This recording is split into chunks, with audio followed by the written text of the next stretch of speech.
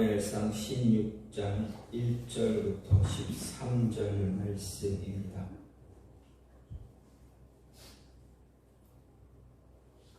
사무엘상 16장 1절부터 13절입니다. 여호와께서 사무엘에게 이르시되 내가 이미 사울을 버려 이스라엘 왕이 되지 못하게 하였거늘 내가 그를 위하여 언제까지 슬퍼하겠느냐. 너는 뿔에 기름을 채워가지고 가라. 내가 너를 베들레헴 사람 이새에게로 보내리니 이는 내가 그의 아들 중에서 한 왕을 보았느니라 하시는지라. 사무엘이 이르되 내가 어찌 갈 수 있으리이까. 사울이 들으면 나를 죽이리이다 하니 여호와께서 이르시되 너는 암송아지를 끌고 가서 말하기를 내가 여호와께 제사를 드리러 왔다 하고 이새를 제사에 청하라. 내가 내게 행할 일을 가르치리니 내가 내게 알게 하는 자에게 나를 위하여 기름을 부을지니라. 사무엘이 여호와의 말씀대로 행하여 베들레헴에 이르매 성읍 장로들이 떨며 그를 영접하여 이르되 평강을 위하여 오시나이까. 이르되 평강을 위함이니라. 내가 여호와께 제사하러 왔으니 스스로 성결하게 하고 와서 나와 함께 제사하자 하고 이새와 그의 아들들을 성결하게 하고 제사에 청하니라. 그들이 오매 사무엘이 엘리압을 보고 마음에 이르기를 여호와의 기름 부으실 자가 과연 주님 앞에 있도다 하였더니 여호와께서 사무엘에게 이르시되 그의 용모와 키를 보지 말라. 내가 이미 그를 버렸노라. 내가 보는 것은 사람과 같지 아니하니 사람은 외모를 보거니와 나 여호와는 중심을 보느니라 하시더라. 이새가 아비나답을 불러 사무엘 앞을 지나가게 하매 사무엘이 이르되 이도 여호와께서 택하지 아니하셨느니라 하니 이새가 산마로 지나게 하매 사무엘이 이르되 이도 여호와께서 택하지 아니하셨느니라 하니라. 이새가 그의 아들 7을 다 사무엘 앞으로 지나가게 하나 사무엘이 이새에게 이르되 여호와께서 이들을 택하지 아니하셨느니라 하고 또 사무엘이 이새에게 이르되 내 아들들이 다 여기 있느냐. 이새가 이르되 아직 막내가 남았는데 그는 양을 지키나이다. 사무엘이 이새에게 이르되 사람을 보내어 그를 데려오라. 그가 여기 오기까지는 우리가 식사 자리에 앉지 아니하겠노라. 이에 사람을 보내어 그를 데려오매 그의 빛이 붉고 눈이 빼어나고 얼굴이 아름답더라. 여호와께서 이르시되 이가 그니 일어나 기름을 부으라 하시는지라. 사무엘이 기름 뿔병을 가져다가 그의 형제 중에서 그에게 부었더니 이날 이후로 다윗이 여호와의 영에 크게 감동되니라. 사무엘이 떠나서 라마로 가니라. 아멘. 오늘 말씀 사무엘상 16장 1절부터 13절 말씀입니다. 사사기와 사무엘서 구약 성경의 순서를 쭉 보게 되면 이제 출애굽 이후에 가나안 시대 가나안 땅으로 들어가고 이제 광야에서 가나안에 들어가서 가나안 시대를 열면서 이제 여호수아가 죽은 뒤에 사사 시대가 시작이 됩니다. 사사 시대 이후에 성경을 보면 바로 사무엘상하가 시작이 됩니다. 여러분 사사기와 사무엘서를 볼 때 가장 크게 나는 차이점을 생각한다면 무엇을 생각할 수가 있습니까? 사사기와 사무엘서의 가장 큰 차이는 바로 하나님이 직접적으로 통치하던 시대가 끝나고 이제 사람이 왕이 된 왕정 체제가 시작되어졌다라는 것을 볼 때 이것이 가장 큰 차이점입니다. 새롭게 도입이 된 왕정 체제, 이 왕정 체제는 어떻게 시작이 됩니까? 자기들의 욕심, 사람의 욕심에 의해서 세속적인 욕구를 채워줄 왕을 요구하는 데서 시작이 되었습니다. 그래서 세워진 첫 번째 왕이 누구입니까? 바로 사울 왕입니다. 사울은 왕이 된 이후에 하나님께 순종할 때 참 번성했습니다. 근데 시간이 지나면서 어떻게 됩니까? 사울은 하나님 앞에서 순종하기보다는 이제 하나님의 뜻을 따라가지 못하는, 처음부터 불순종하진 않았지만 그래도 어느 정도 시간이 흐름에 따라서 조금씩 하나님의 마음, 하나님의 뜻과는 조금 다른 길을 걸어갔다라고 할 수가 있습니다. 즉 하나님께 다른 말 불순종한 왕이 되었다라고 할 수가 있습니다. 하나님의 뜻을 따라가지 못하면서 어떻게 됩니까? 사울은 하나님의 마음으로부터 떠나게 됩니다. 그래서 하나님이 다시 찾은 왕이 바로 오늘 말씀에 나오는 다윗입니다. 하나님은 다윗에 대해 평가할 때 뭐라 평가하십니까? 내 마음에 드는 사람이다 라고 사도 바울을 통해서 사도행전에서 이야기하고 있습니다. 하나님이 다윗에 대해서 이렇게 평가를 하게 된 배경, 그것이 바로 오늘 본문입니다. 따라서 오늘 본문을 보면 먼저 1절부터 3절은 하나님이 사울로 인해서 슬퍼하고 있는 사무엘에게 베들레헴 사람 이새에게 가서 내가 새로운 왕을 준비했으니 그에게 기름을 부으라 하셨습니다. 그리고 4절 5절에서 사무엘이 하나님의 지시대로 베들레헴으로 갑니다. 그곳에서 이새와 그의 아들을 제사에 초대합니다. 그리고 6절부터 13절은 하나님의 지시에 따라서 사무엘이 이새의 8명의 아들 가운데 막내 다윗에게 기름을 붓고 그의 고향 라마로 돌아간 사실입니다. 이렇게 다윗은 무명의 소년이었지만 사무엘에게 기름 부음을 받아 이제 구속사, 성경의 중심축이 되는 그 안으로 들어오게 되었습니다. 그리고 이스라엘 역사상 가장 위대한 왕이 되었습니다. 하지만 다윗이 왕이 되기까지는 기름 부음 받은 이후에 15년이라는 시간이 흘렀습니다. 그리고 이스라엘 전체의 왕이 되기까지는 유다의 왕이 된 이후에 8년이라는 시간이 또 흘렀습니다. 어떻게 보면 기름 부음을 받은 뒤에 23년이 지나서야 이스라엘 12지파의 왕이 되었다라는 것입니다. 그 기간 동안 다윗은 정말 사울에게 참 많이 쫓겼습니다. 쫓김을 당하고 도피 생활을 했습니다. 온갖 고난을 다 감당해야 했습니다. 하지만 이런 시간들이 다윗에게 결코 무의미한 시간이었는가 생각해보면 그렇지 않다라는 것입니다. 하나님께서 다윗을 이스라엘의 왕으로 합당하게 만들기 위해서 주신 고난의 시간, 연단의 과정이었다라는 것입니다. 그렇다면 생각해 볼 때 하나님께서 한 사람을 사용하기 위해서 얼마나 오랜 시간을 준비하셨는가, 연단시키고 있는가를 볼 수가 있습니다. 분명 하나님은 오늘 말씀 1절에 뭐라 이야기합니까? 1절 말씀을 보면 한 왕을 내가 보았다라고 분명하게 말씀하십니다. 이스라엘을 위한 한 왕을 내가 보았다라고 말씀하시지만 그 말씀이 있은 이후에 20년이 넘어서 이제 온전한 왕이 되었다라는 것입니다. 그 모습을 볼 때 참 오랜 시간 동안 하나님은 자신의 사람을 세우기 위해서 준비하셨고 연단시키시고 노력하시고 있음을 볼 수가 있습니다.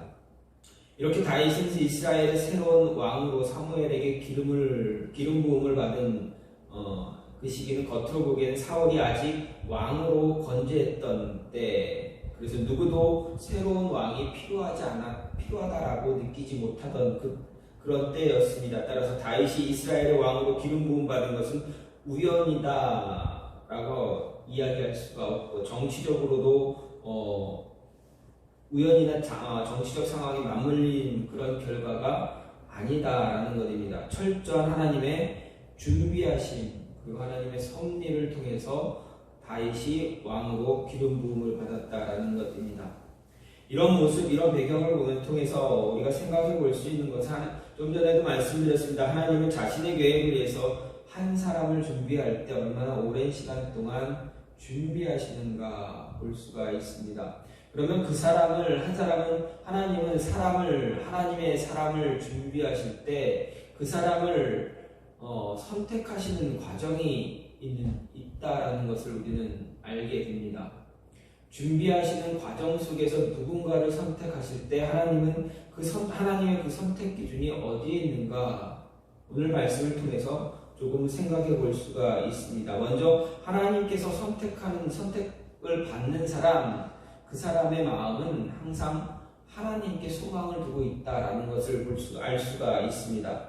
1절 말씀을 보면 여호와께서 사무엘에게 이르시되 내가 이미 사울을 버려 이스라엘 왕이 되지 못하게 하였거늘 내가 그를 위하여 언제까지 슬퍼하느냐. 너는 뿔에 기름을 채워가지고 가라. 내가 너를 베들레헴 사람 이새에게로 보내리니 이는 내가 그의 아들 중에서 한 왕을 보았느니라. 이렇게 이렇게 기록되어 있습니다. 1절 말씀, 사무엘은 사울로 인해 크게 슬퍼하고 있는 것을 볼 수가 있습니다. 사무엘이 크게 슬퍼한 이유가 무엇입니까? 바로 사울에게 큰 기대와 소망을 가지고 있었기 때문에 그렇습니다. 왜 그렇습니까? 사무엘은 하나님의 명령을 받고 이스라엘의 왕을 세울 때 가장 처음으로 세운 왕이 바로 사울입니다. 그가 하나님의 명령으로 이제 이스라엘 왕에게 기름 부은 사람, 최초의 사람이 사울입니다. 그렇기 때문에 사울에 대한 애착과 애정이 남달랐다라고 할 수가 있습니다. 그렇게 사무엘은 사울에 대한 기대와 소망이 매우 컸음을 알 수가 있습니다. 이런 이유 때문에 사무엘은 사울이 실패하고 하나님으로부터 버림받게 되었을 때 정말 실망하고 가슴 아파하고 마음 아파했다라는 것을 성경을 통해서 우리는 알게 됩니다. 이런 사실이 보여주듯이 사람이 사람에게 소망을 둘 때 실망은 필연적으로 따라오는 법이다라는 것을 이야기해 줍니다. 그렇게 많은 사람들이 사람에게 소망을 품었다가 실망하는 모습을 우리는 자주 보게 됩니다. 자녀에게 소망을 품었다가 훗날 외면당해서 실망하는 경우도 있고, 친구에게 도움을 청했다가 거절당해서 실망하는 사람도 있습니다. 이렇게 되게 눈에 보이는 사람에게 소망을 두었다가 실망하는 일들이 비일비재합니다. 그렇기 때문에 우리는 사람에게 소망을 두는 것, 이 모습들을 자제해야 한다는 것입니다. 성경은 우리 이런 모습 때문에 언제나 사람에게 소망을 두기보다 하나님께 소망을 두라 말합니다. 오직 하나님을 자기의 소망으로 삼는 자가 복되다라고 성경은 말합니다. 그래서 시편 기자는 146편 5절에서 이렇게 이야기합니다. 야곱의 하나님으로 자기 도움을 삼으며 여호와 자기 하나님에게 그 소망을 두는 자는 복이 있도다라고 말합니다.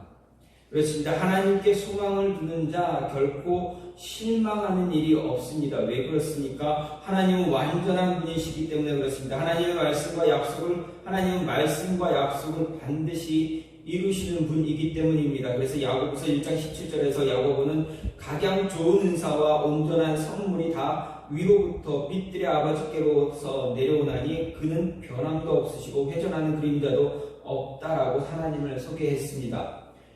성경이 이렇게 하나님께 소망을 두라라고 말합니다. 하나님께 소망을 두어야 실망하지 않는다라는 이야기입니다. 하나님께 소망을 두어야 하는 또 다른 이유 무엇입니까? 하나님께 소망을 둘 때 우리 마음이 다른 곳으로 향하지 않기 때문에 그렇습니다. 하나님만 바라볼 때, 우리가 하나님께 소망을 둘 때 하나님만 바라볼 수가 있습니다. 하나님은 사무엘에게 이새의 막내 아들 다윗에게 기름 부으라 하실 때 분명하게 말씀하셨습니다. 좀 전에도 말씀드렸습니다. 다윗의 마음이 오직 하나님을 향해 있었기 때문이다라는 것을 알 수가 있습니다. 이 말을 다르게 표현한다면 다윗은 언제나 하나님께 소망을 두고 있었다라는 것입니다. 사람에게 소망을 둔 것이 아니라 하나님께 소망을 두었기에 하나님은 다윗을 이렇게 이야기합니다. 내가 너를, 다윗을 표현할 때 내가 그의 아들 중에서 한 왕을 보았다라고 표현하셨습니다. 하나님이 이새의 아들 가운데 한 사람을 왕으로 본 이유, 그 이유가 무엇인가 우리가 생각할 때 바로 그 이유는 그 아들이, 그 막내, 이새의 막내 아들이 하나님께 소망을 두고 있었다라는 것입니다. 하나님만 바라보는 그 마음 가지고 있었다라는 것입니다. 마음을 하나님께 맞추고 자신의 중심을 하나님께 집중했을 때, 초점을 맞췄을 때 하나님은 그의 마음을 받아주셨다라는 것입니다. 여러분, 하나님께 선택받아 하나님의 마음에 들고 하나님께 선택받아서 선택받기를 원하십니까? 하나님의 일을 정말 잘 감당하기를 원하십니까? 하나님의 마음에 들어야 합니다. 저나 여러분이나 모두가, 그리스도인 모두가 하나님의 마음에 들 때 하나님은 그를 사용하기를 원하십니다. 하나님의 마음에 들기를 원한다는 것은 삶의 소망이 오직 하나님이다라는 것입니다. 삶의 중심이 하나님이다라는 것입니다. 모든 것이 오직 하나님께 초점을 맞추고 있을 때, 그때 소망을 하나님께 두고 마음의 중심을 하나님께 온전히 둘 수 있다는 것입니다. 또 한 가지는 자신의 힘을 믿는 자가 아닙니다. 하나님이 선택하기를 원하시는 사람은, 하나님의 일을 감당하기를 원하는 사람은 자신의 힘, 자신의 능력을 믿는 자가 아닙니다. 2절 말씀을 보면 사무엘이 이르되 내가 어찌 갈 수 있으리까 사울이 들으면 나를 죽이리이다 하니 여호와께서 이르되 너는 암송아지를 끌고 가서 말하기를 내가 여호와께 제사를 드리러 왔다, 이렇게 이야기하라고 하셨습니다. 여기서 사무엘은 기름을 부어 새로운 왕을 세우라는 하나님의 명령에 두려움을 나타내고 있음을 볼 수가 있습니다. 이런 두려움과 주저함은 모세가 이스라엘의 지도자로 세움받았을 때, 그리고 예레미야가 이스라엘 선지자로 세움받았을 때 드러냈던 그런 반응과 유사합니다. 이들의 공통적 상황은 인간적인 입장에서 불가능해 보이는 것을 하나님이 사명으로 요구하고 있다는 사실입니다. 사무엘의 경우도 사울이 왕으로 번져 있는 상황에서 다른 사람에게 기름 붓는다는 것, 현실적으로 이해하기 힘든 상황입니다.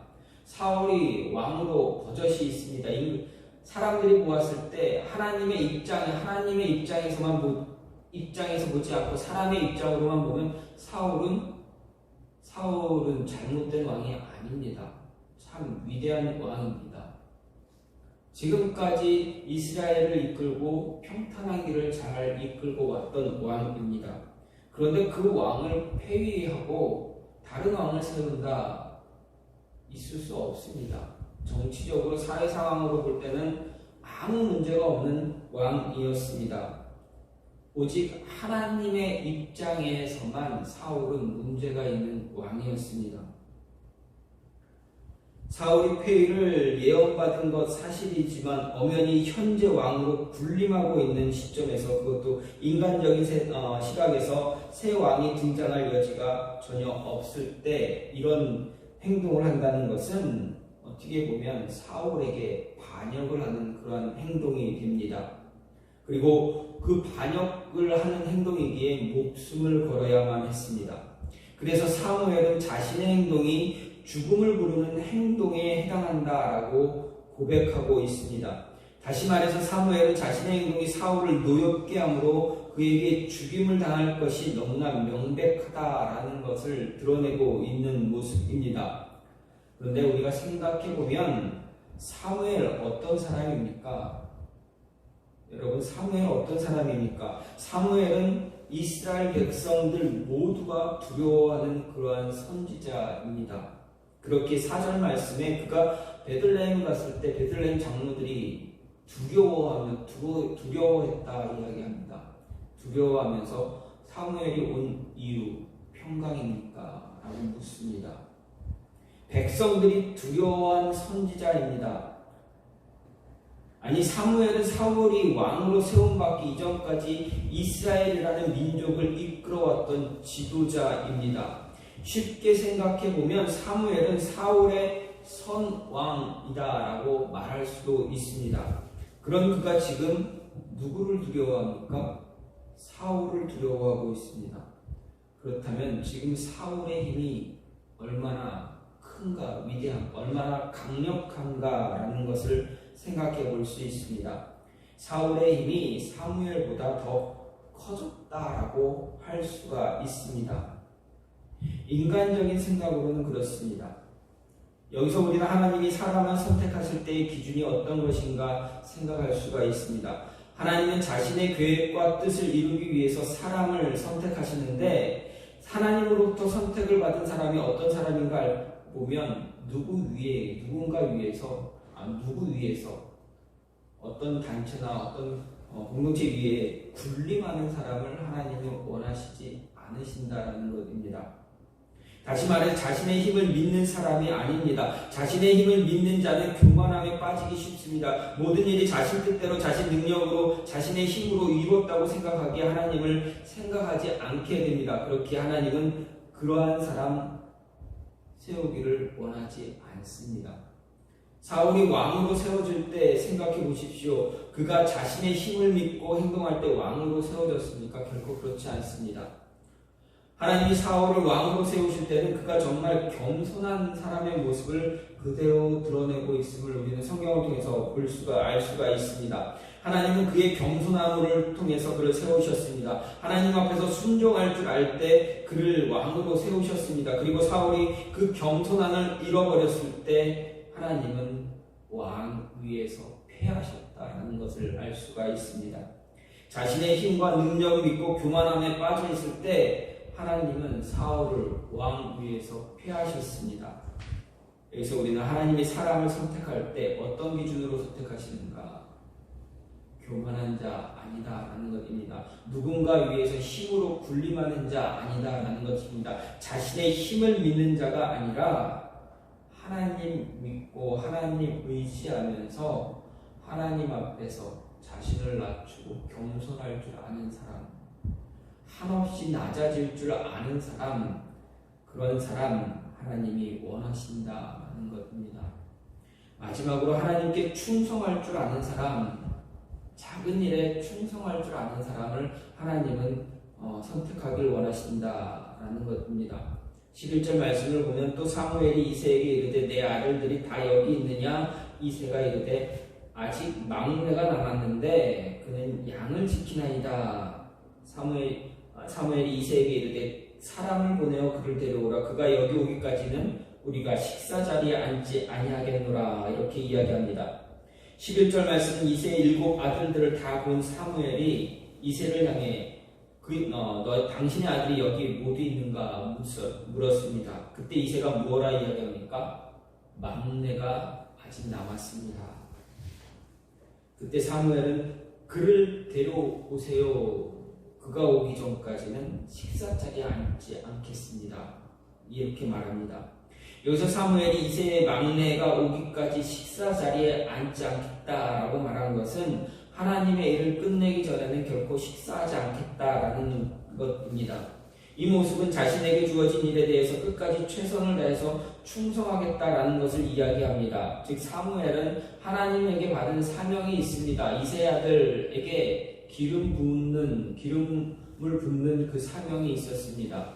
그것을 끝내기 전까지는 식사 자리에 앉지 않겠다라는 것입니다. 그런데 사무엘에게서만 이런 모습을 보는 것이 아니라 이새의 막내 아들 다윗에게서도 이 모습이 나타납니다. 지금 다윗에게 맡겨진 일이 무엇입니까? 다윗이 지금 어디에 있습니까? 들판에서 양을 치고 있습니다. 성경을 계속 묵상하다 보면 다윗은 양을 치는 이 모습이 일상적이었다라는 것을 알 수가 있습니다. 늘 있는 일, 늘 해야 하는 일, 언제나 그런 일에 다윗은 언제나 최선을 다했습니다. 충성을 다했습니다. 그렇기 때문에 하나님은 그의 마음의 중심도 보시고 그의 책임감도 보셨습니다. 작고 소홀한 것처럼 느낄 수 있는 일에 대해서 언제나 최선을 다했던 다윗의 모습에 하나님은 기뻐하셨다라는 것입니다. 마음의 중심을 하나님께 두었을 때 뿐만 아니라 맡겨진 일에 대해 책임감 갖고 결코 소홀하지 않았던 그 모습을 하나님은 기뻐하셨다는 이야기입니다. 이런 모습이 바로 하나님께 소망을 둔 사람들의 특징입니다. 진정한 하나님의 사람은 자신에게 맡겨진 일에 최선을 다하는, 책임을 다하는 사람입니다. 주어진 사명 완수하는 데 최우선적으로 그 목적을 두고 있습니다. 하나님은 언제나 사람을 부르실 때, 사람을 선택하실 때 작은 일에 충성을 다하는 자를 원하신다라고 성경을 통해서 말씀하셨습니다. 여기서 작은 일이라는 것 무엇입니까? 저나 여러분 개개인 각자에게 주어진 매일매일 해야 하는 일입니다. 언제나 당연히 해야 하는 일들입니다. 어떻게 보면 매일 반복되는 그런 일이기도 합니다. 그렇기 때문에 우리 대충 때울 때가 참 많습니다. 그런데 그런 모습 갖지 말라라는 것입니다. 다윗에게 양을 치는 일, 그 일은 매일 반복되는 일이었습니다. 그렇기에 대충 맡겨진 일을 처리할 수도 있었습니다. 양을 대충 칠 수도 있었습니다. 자신의 목숨 걸지 않고 양들을 돌볼 수도 있었습니다. 사자나 곰이 덤벼들었을 때 자신의 목숨을 먼저 생각하고 그냥 그들이 맹수들이 사자나 곰들이 양을 물어가면 그냥 내버려 둘 수도 있었습니다. 그러나 다윗은 어떻습니까? 그렇게 행하지 않았습니다. 얼마나 열심을 다해 맡겨진 일을 책임을 다했는가. 자신의 모습을 성경을 통해서 이야기할 때 우리는 그 모습은 골리앗을 상대하기 위해서 사울 왕 앞에서 자신이 어떠했다라는 것을 이야기할 때 우리가 알 수가 있습니다. 또 다윗은 자신에게 맡겨진 양을 치는 일에 소홀하게 여기지 않았음을 시편을 통해서도 이야기하고 있습니다. 시편을 통해서 그가 양을 치던 그 시간에 얼마나 하나님과 함께하려고 애쓰고 충성을 다했는가를 우리는 알게 됩니다. 하나님이 사무엘을 통해서 다윗에게 기름 부으려고 한 이유, 바로 하나님은 어떤 사람을 선택하시기를 기뻐하는가를 알 수가 있습니다. 바로 작은 일에 충성을 다하는 사람입니다. 이런 좋은 예를 우리는 복음서를 통해서도 볼 수가 있습니다. 예수님께서 제자를 부르실 때 어떤 자들을 부르셨습니까? 자신의 일에 최선을 열심을 다하는 자, 늘 묵묵히 자기에게 주어진 일을 열심을 다하는 사람들, 그들을 불렀습니다. 그래서 예수님의 제자들 가운데 어부가 많은 것을 볼 수가 있습니다. 어부는 어떻습니까? 하루 쉬면 자신의 가족이 하루 굶어야 하는 그러한 모습입니다. 하루 걸어 하루를 살아야 하는 사람들입니다. 세리는 어떻습니까? 사람들에게, 당시 세리는 유대인들에게, 이스라엘 사람들에게 조롱받는, 손가락질 받는 그런 모습입니다. 같은 유대인이지만 같은 유대인에게, 같은 민족에게 손가락질 당하는 그런 모습입니다. 그럼에도 그 자리에 묵묵히 있던 세리, 그리고 매일매일 밤새 허탕을 쳤던 어부, 그래도 그물을 꿰매고 그물을 씻는 그 일을 반복했던 그 어부들, 예수님은 그들을 제자로 부르셨습니다. 작은 일이지만, 늘 반복된 일이지만, 하루 건너뛰어도 되는 일이지만 그렇지 않고 그 일을 잘 감당했던 사람들, 그들을 예수님은 제자로 부르셨다는 것을 우리는 생각해 보아야 합니다. 하나님께서 사람을 부르실 때 어떤 사람을 부르시는가? 작은 일에, 늘 반복되는 일에 꾀를 부리지 않고 대충 하지 않고 열심을 다해서, 최선을 다해서 책임감 있게 행동하는 사람, 그런 사람을 하나님은 부르시기 원하신다라는 것입니다. 그렇게 예수님은 분명하게 달란트 비유를 통해서 분명하게 말씀하십니다. 작은 일에 충성한 자에게 큰 것을 맡기시겠다 말씀하셨습니다. 여기서 우리는 하나님의 뚜렷한 선택의 기준을 알게 됩니다. 하나님은 언제나 작은 일이라 할지라도 충성을 다하는 자, 책임감을 다하는 자, 그러한 사람을 기뻐하시고 그러한 사람을 마음에 두신다라는 것입니다. 하나님이 기뻐하는 사람의 모습은 언제나 삶의 소망을 사람이 아니라 세상이 아니라 하나님께 두는 사람입니다. 마음이 오직 하나님께 향해 있는 사람을 기뻐하시고 그를 사용하길 원하십니다. 그리고 기뻐하십니다. 또 하나님은 자신의 힘을 믿고 사람 위에 군림하는 자가 아니라 언제나 겸손함을 유지하는 사람입니다. 낮아짐을 기뻐하는 사람, 그러한 사람을 하나님은 기뻐하십니다. 교만함이 아니라 겸손함이 삶의 생활에 배어있는 자를 원하시는 것입니다. 그리고 작은 일에 항상 최선을 다하고 충성을 다하는 자를 기뻐하신다. 하나님은 이런 사람을 선택하기를 기뻐하신다라는 것입니다. 저와 여러분이 이러한 모습으로 하나님께 기쁨을 드릴 수 있는, 하나님 마음에 드는 그러한 사람, 그러한 모습 되어지기를 간절히 소망합니다. 제가 같이 기도하기 원하는데, 하나님이 찾으시는 한 사람, 그 한 사람이 되어지기를 소망합니다. 그 한 사람 되기